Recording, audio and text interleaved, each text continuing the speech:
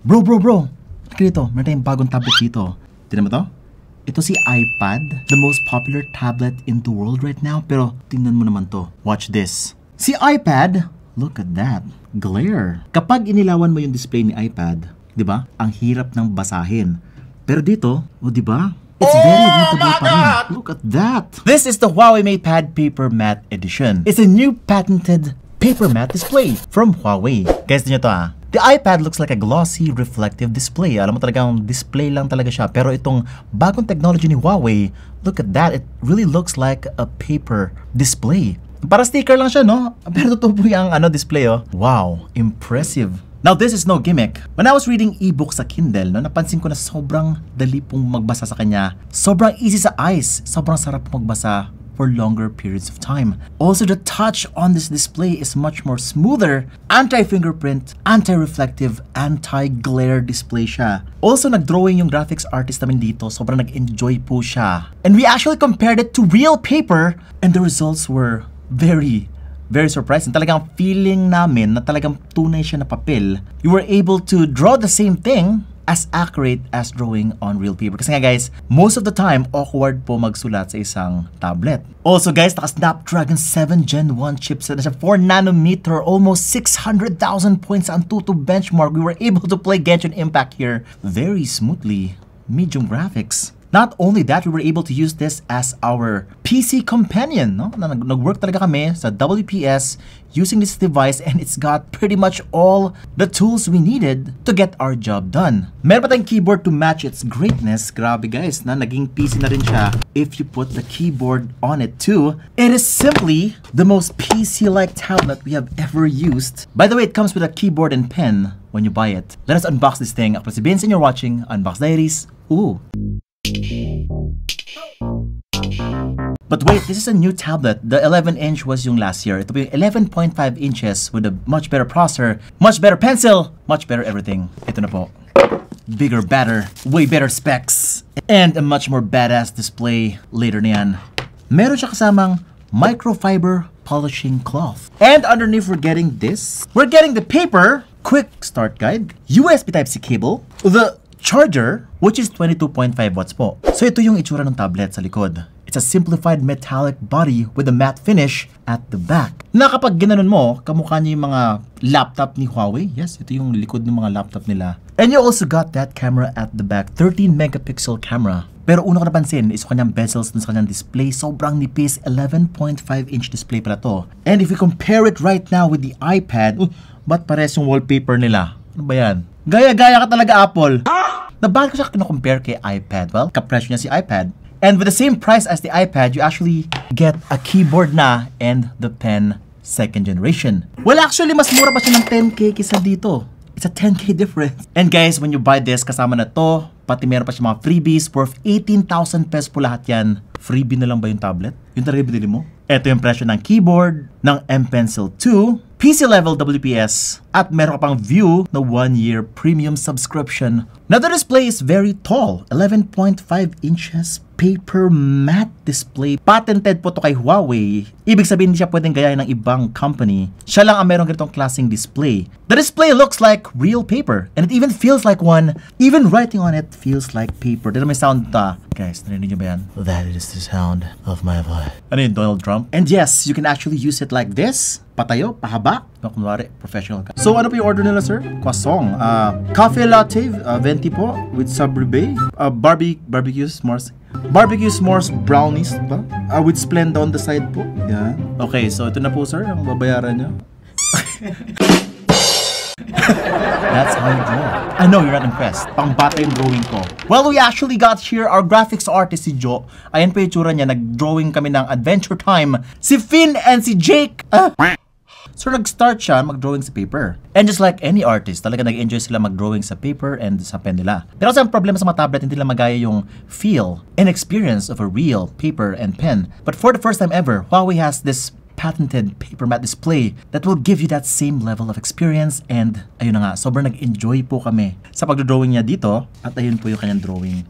Ito po yung papel, no? And ito na po yung drawing niya with the color na po dito sa paper matte display. Wow! Impressive! So this is actually the Mojing Paint app. Dito kami nag-drawing. It's got parang Illustrator level of may mga layers pa siya. If you're familiar with that app, you might be at home right here. It's available on the Huawei App Gallery. Pwede mo siyang gamitin ng ganito at pwede mo siyang gamitin ng paganyan. Pero pag ganito kasi, usually, I go get my keyboard right here. At ayan po, pwede ka rin gumamit ng pagganito.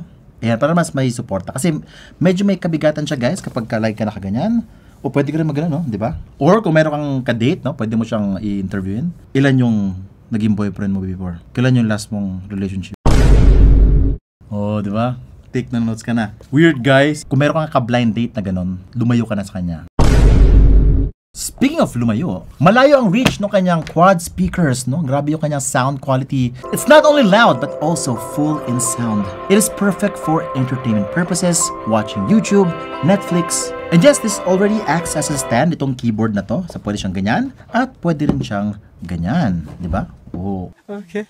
Now, the real benefit of this paper matte display is through its usage kapag ka nagbabasa ka, nagsusulat ka, it definitely looks and feels like real paper. Ang problema kasi sa mga digital-looking displays is parang after some time, magkakaroon ka ng eye strain. Sasakit yung ulo mo. Dito, if you're aiming to read books for longer periods of time and even watching movies, ito yung tipong display na magtatagal ka talaga. Especially for work, kapag ka nag-WPS 2.0 ka dito, meron po siyang WPS 2.0, para pa siyang Microsoft Office na nandito sa tablet. I found myself working for hours and hours without having that eye strain, only available on a Huawei device or tablet if you care about the longevity of working without having that worry of health issues. Meron pa siyang anti-glare, anti-fatigue, anti-fingerprint, has official eye protection certification and patented technology. Huawei has the first to obtain 2 certificates for the paper matte series. I can imagine if available dito sa mga TV, sa mga monitor, kasi lalo na sa monitor,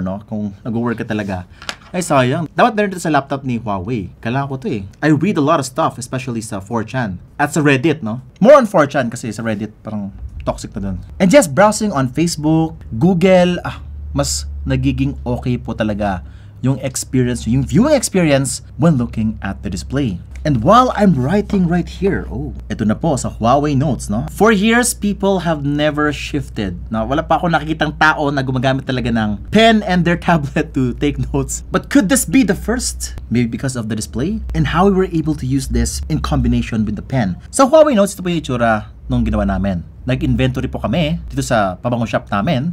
And as you can see, it's very useful, Ayun, incoming delivery log sheet. Ayan po. So, ito yung mga pabango. And you can actually write like what you used to on paper. Napansin ko, mas maganda yung writing ko sa tunay na paper. But for most tablets, hindi okay yung writing ko. Ewan ko kung bakit. Pero dito guys, since it does feel like paper, ganun talaga yung lumabas na writing ko, Well, at least this is Beng's writing, not mine. My real writing is much more beautiful. Oh, di ba?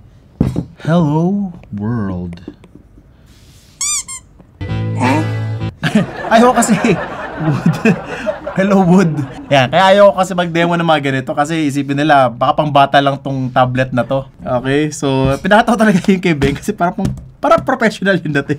Pwede yung kay Joe, okay? So, pwede kay Junior yan, Pwede kasi, pwede siya mag-practice dyan, di ba? Mga ganun. Pero yun, ang tulong talaga ng kanyang display when we were working under lighting, sa indoor. Kung meron mga lamp dyan, nag-work ka on a table, sometimes the light gets in the way of your work. Syempre, gusto mo maging as accurate as possible yung inyong sinusulat or dinodrawing. But this one has that anti-glare effect na hindi siya naapektuhan ng ilaw dun sa loob ng inyong bahay or kwarto. Pero as we use the tablet, parang essential talaga yung kanyang keyboard and yung kanyang pencil dun sa buong workflow niya if you're going to decide to use the Huawei Notes. Dito, ito yung Huawei Notes, The Huawei Notes is actually a very mature app na for taking notes. It's well integrated for the keyboard and the pencil. It's even got that palm rejection, di ba? Nakita mo?